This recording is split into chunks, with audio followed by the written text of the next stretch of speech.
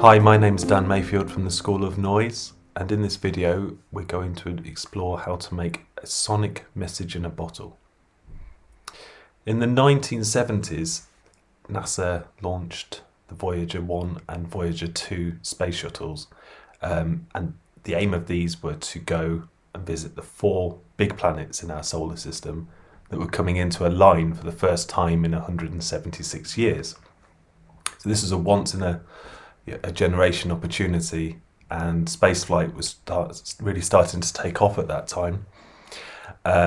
So the astronomers built these 2 shuttles to explore the 4 major big planets, and then they were going to go off into interstellar space for millions of years.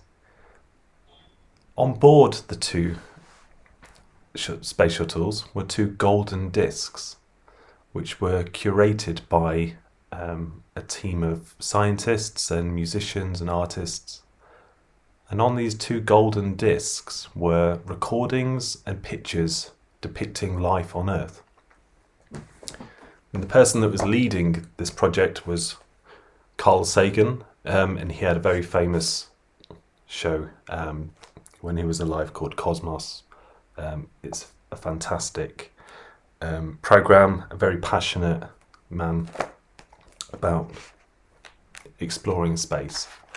So in this book, he talks a little bit about the golden records. And here we can see the vinyl picture down here, and then this was the cover on it. It's not vinyl, it was made out of copper, but it looks like a record player. And on the cover were instructions for any extraterrestrial life that might stumble upon it, explaining how to play it. And the recordings that were on here were made up of greetings from over 50 different languages on Earth. English, Japanese, and then even a whale greeting. There were selections of music, and there were sounds of Earth as well. And these sounds included things like a baby crying, a kiss, cars, tractors, people walking in mud.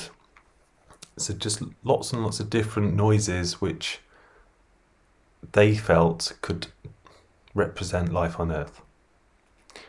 What they didn't do was they didn't include anything that was to do with war or like the more problematic side of life on Earth. They tried to portray something very positive. And it was a lovely, it's sort of like a thought experiment in a way, because it's very unlikely it will ever be heard by an extraterrestrial. But the project was all about just coming together and thinking about life on Earth and what sounds and music were important.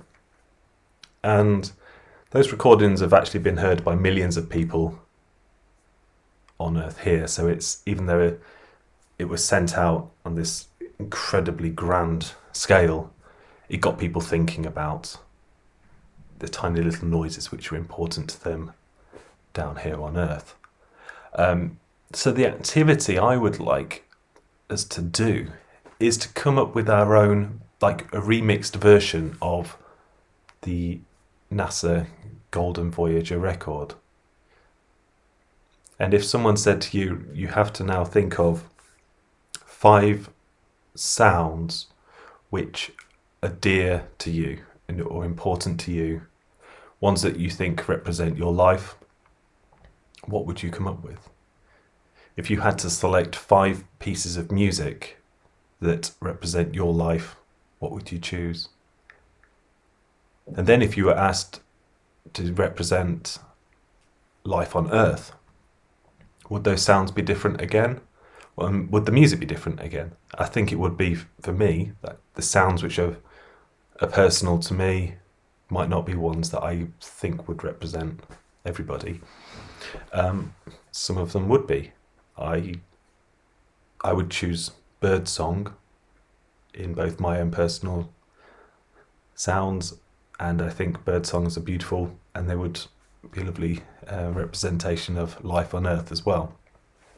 So they don't just have to be human sounds, it could be other animals as well, or machines, the sound of nature as well.